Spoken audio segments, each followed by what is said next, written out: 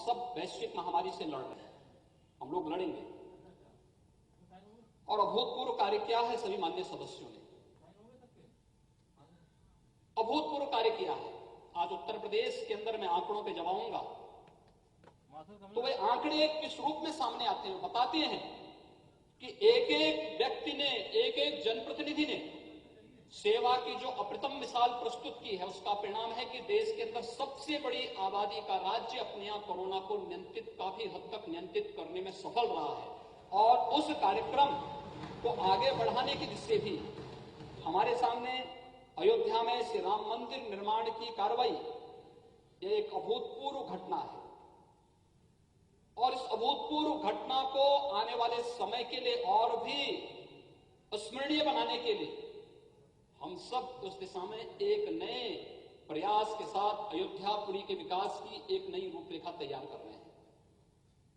लेकिन अभी तो हमें अयोध्या में 5 अगस्त को राम जन्मभूमि मंदिर निर्माण के लिए जिस कार्य का शुभारंभ आदरणीय प्रधानमंत्री जी ने किया है, उस कार्य के प्रसाद को देश के अंदर हर प्रदेश तक, हर जनप्रतिनिधि तक पहुंचाने के अभिनव कार्य को हमें अपने हाथों में लेना है। और मुझे लगता है प्रसाद देश के अंदर और दुनिया के अंदर पहुंचना ही चाहिए। और ये उत्तर प्रदेश में सरकार इस दायित्व को निभाएगी कि प्रसाद सब तक पहुंचेगा। मैं जानता हूं हमारे बहुत सारे जनप्रतिनिधियों को, माननीय विधायकों को प्रसाद यहां मिला है, हमारे अयोध्या के माननीय विधायक जी लेकर के आए हैं।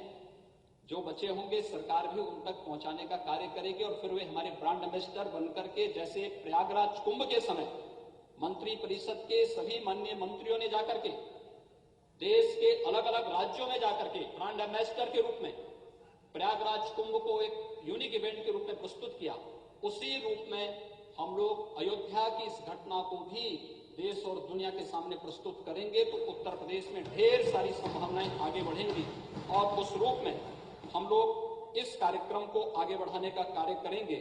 यह एक कार्य इस अवसर पर हम लोग करना चाहते हैं। महोदय, राम और परशुराम में तात्विक रूप से कोई भेद नहीं, दोनों भगवान विष्णु के ही अवतार हैं। ये थोड़ा बुद्धि का भेद है।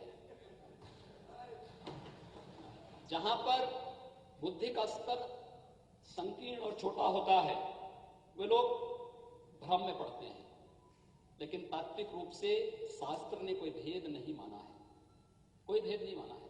और फिर हम सब के यहां लोक भाषा में संत तुलसीदास जी ने तो बहुत अच्छे ढंग से इसकी विवेचना की है, बहुत अच्छे ढंग से इसको प्रस्तुत कर दिया है।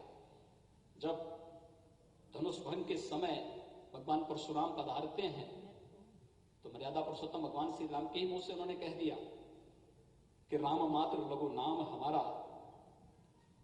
परसु सहित बड़ नाम तुम्हारा।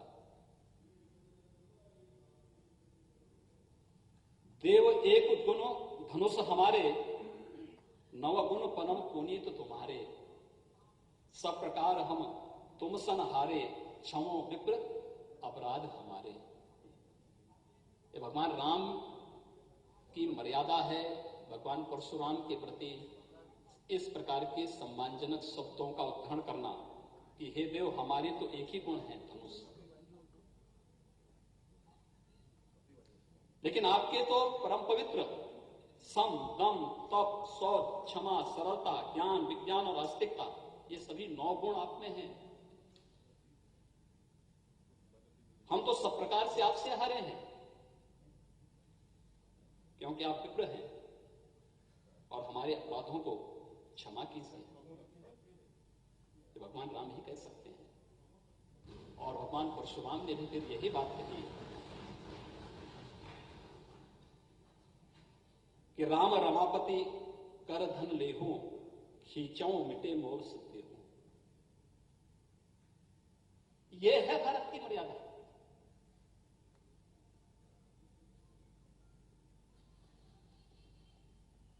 भगवान विष्णु का वह धनुष कि आखिर ये संदेह मिटे कैसे, क्या मैं जो देख रहा हूं क्या वो सच है।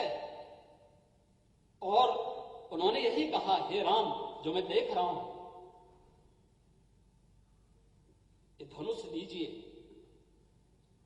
इसका संधान कीजिए। और वो धनुष स्वतः ही राम के पास पहुंचता है और उसके बाद पुनः भगवान परशुराम के मुंह से निकल पड़ता है कि जय रघुवंश बनज बन भानु, गहन धनुज कुल दहन कृषानु, जय सुर विप्र धेनु हितकारी, जय मद मोह तोह ब्रह्महारी। कही जय जय जय रघुकुल केतु, भृगुपति गए बनहि तप हेतु। अगर उन्होंने राम और परशुराम के महत्व को समझा होता तो अपनी जातिवादी विभाजनकारी कुत्सित मनसाओं को व्यक्त करने के बजाय देश की खुशी के साथ ये लोग भी उमंग और उत्साह के साथ आए होते तो भारत की ताकत कई गुना बढ़ी